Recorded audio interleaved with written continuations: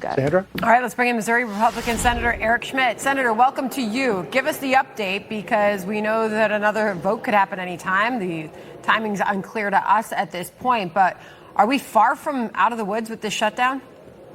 No, I think now that we're 40 plus days in, the Schumer shutdown looks to be coming to an end with that key vote last night with at least a handful of Senate Democrats coming to their senses to end all this nonsense that, by the way, was totally fruitless for them and ridiculous. The whole thing was stupid.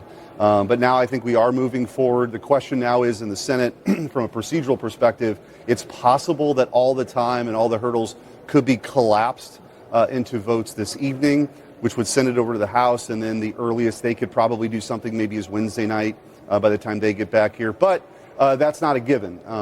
Senators could object to that, to collapsing the time, and it could drag on a few more days. But I do think we're on the road here now to actually making sure that the Capitol Police officers who protect us are being paid. The air traffic controllers get paid. I mean, the idea of what's happening in the skies right now is incredibly dangerous.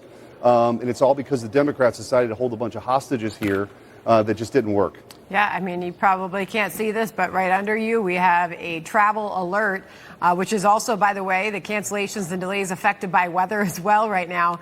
But this shutdown is leading to thousands of delays, and cancellations continue to mount and pile up at this hour. This is Speaker Mike Johnson today on what he says are the next steps for this shutdown. Listen.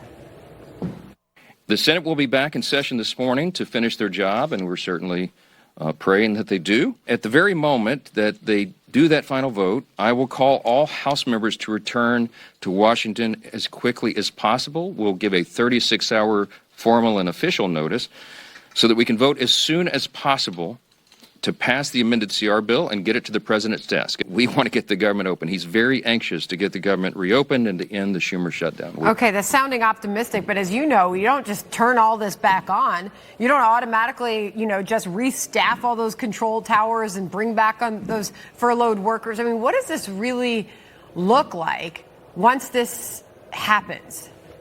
Well, take New York, for example. I think they only had about 15% of the air traffic controllers show up to work. I mean, they weren't being paid. I have to tell you, I'm not typically in Washington on a Sunday. I'm back in Missouri. I go back and forth every week. And I was at Mass yesterday morning, and it did strike me, you look around, the people are really suffering, right? The idea that you would go without 2 or 3 paychecks, again, for the Democrats to just kind of grandstand because they want to be, viewed as the resistance in fighting Donald Trump was a flawed strategy from the beginning. I'm glad a few of them have come around, but we got to get these people paid, get back to work. I don't think it's instantaneously going to solve the problem, air traffic control, but the sooner we get our job done here, the sooner I think they get paid. You got more people coming back to work, and people can travel again because the Thanksgiving holiday is not that far away. That's on the minds of many, as you can imagine. Real quick, I want to get your final reaction to this. This is Hakeem Jeffries at a news conference a short time ago. Nobody who's serious in this country takes Dr. Oz seriously. No one.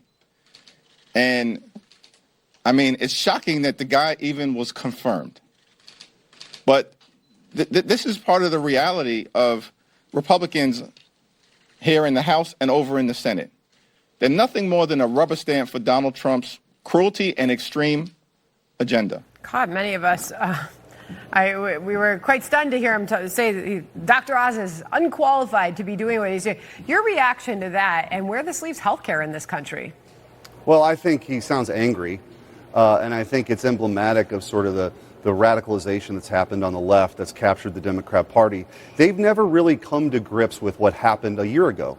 The American people rejected all the excesses of the Biden administration. They rejected the censorship. They rejected the lawfare. They rejected the inflationary policies, and they wanted a return to common sense. And so when President Trump put that cabinet together, it was people, the Maha movement, all these things that the American people had an opportunity in their jury box to weigh in on, and they did. One of the problems the Democrats have right now is they're leaderless. They don't have a message. They've not come to grips with this, and all they know, their only play they have in their playbook is to fight Trump. The American people don't want that. They want us to actually move this country forward, and President Trump, I think, has got a vision to go do that. Appreciate your time today, Senator. Thank you very much. Anytime. All right.